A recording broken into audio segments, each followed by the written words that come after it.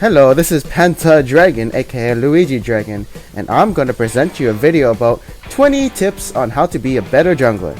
Now, although I do call them tips, these are rules to me as a jungler, and I do follow them most of the time. The first tip is getting some free damage on towers.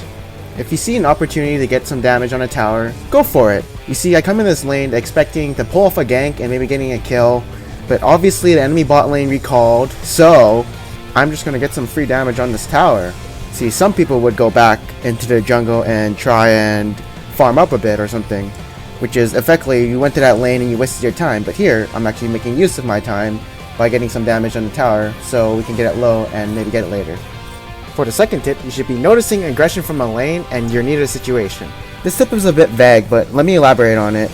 So you basically look at the minimap and say, can I get a kill if I'm around the situation? And when I was looking at the minimap, I was obviously saying, oh, I can definitely get a kill here. So instead of going to my red buff, I noticed the aggression coming from the enemy bot lane and seeing that I could actually pick off a kill myself. For our third tip, if you can't find a gank, farm camps. You see, when I gank a lane, I'm trying to think, what would happen if I ganked that lane? What would the enemy champion do? What would I do? What would my laner do? How could we kill him? And when I think of ganking top, I just think it's kind of a waste of time. And if I had red buff, I might consider it.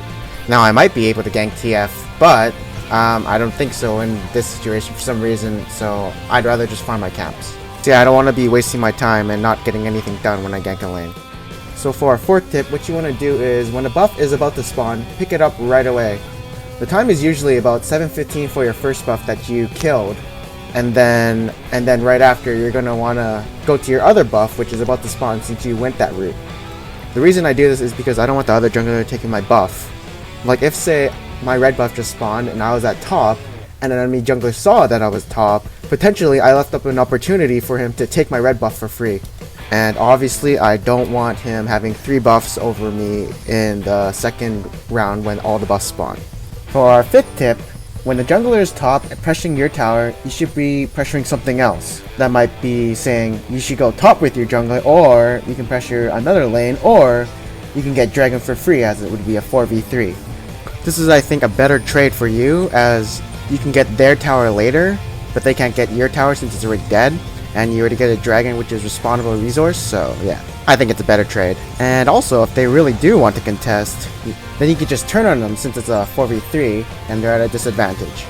For the sixth tip, when you pick up a few kills, you can use their deaths as advantage by taking objectives around the map. Preferably, the most nearby objectives are the ones you should prioritize. And the reason you can actually pressure these objectives is because, you know, the disadvantage that the enemy team has in numbers. I also think that if you're low, you should still stay with your team as for like moral support and the numbers advantage, and you could actually use your skills still too. But I mean, say all 5 of you lived and they got 3 champions up with high hit point, but you're all low, yeah, maybe you could retreat after that, but you know, everything is situational. Our 7th lane is, if a lane dies, cover for them.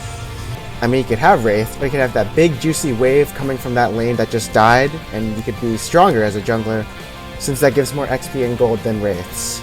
You want to take as minimal harass as possible, as you want to go back to farming your jungle or to another lane, unless you're planning to recall back to base. Alright, so tip number 8, if the enemy is away from his buffs, then it's free game for you. In this case, I actually saw Elise try to gank bot after doing her red, and I saw that she had a red buff, and I saw it was like around 8:15, so I knew that her blue buff was going to be up.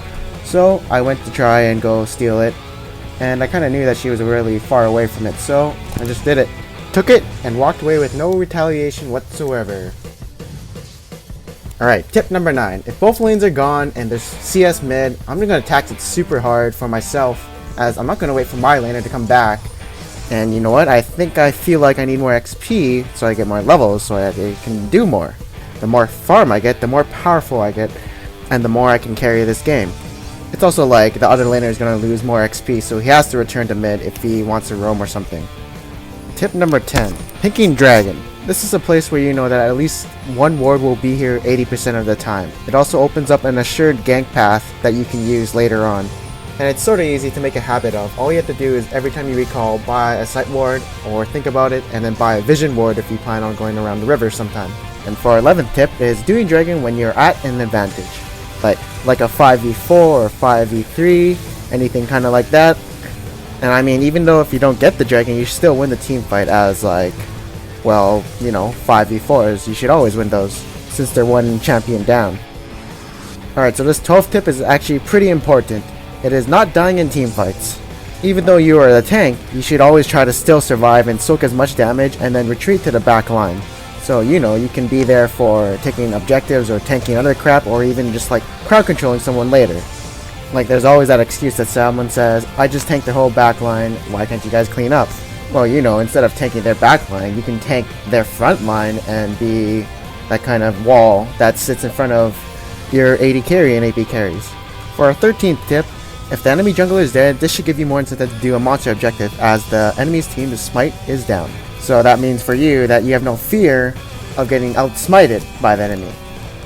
Alright, so the 14th tip is taking the second blue. If you think you can do more than your mid with blue buff, then take it. I mean, if he's going like 0 and 3, like, would you actually want to give it to him? Probably not. I mean, if you see potential, it's your choice, but ultimately you decide if you get blue or the mid gets blue.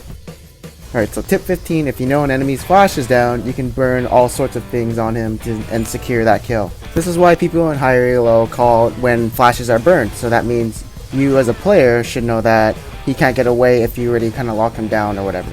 Alright, so tip number 16 is after you get a gank and you get a kill, push the lane. The reason this is effective is because the enemy will lose a lot of CS and might be down a level or two on the opposing laner.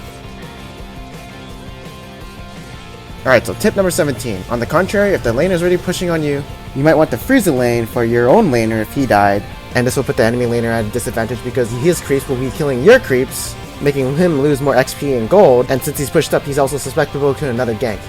For the 18th tip, pinging out any enemy sightings. This is pretty simple and can improve your team's overall map awareness and give you general information to your teammates. Alright, so tip number 19. When recalling, always buy a ward. So this ward will help your laners and yourself. Like, say maybe a laner forgot the ward and you want to ward for him, or actually even counter jungling and you could ward their blue buff or red buff if you plan on invading it later. So I think it's really effective if you always buy a ward when you recall and go back to base. And for our final tip is always constantly look at your mini-map. Just even one glimpse in a team fight or something like in the skirmish could tell you how much people are actually coming. And like in this situation we see Orianna coming, so we just like, oh shit, we should just back off. And like if we kept chasing, we probably could have got like triple killed or something. Like that one glimpse at the minimap could prevent you from making a huge mistake. Alrighty, so that's the end of this video. I hope you guys learned a lot. And remember, these might be tips to you, but these are actually rules for myself, which I follow. So it's up to you how you use these tips in your jungling. And if you guys like this video, check out the video in this video called Tips for Winning the Game After Winning Your Lane, and I'll see you guys next time.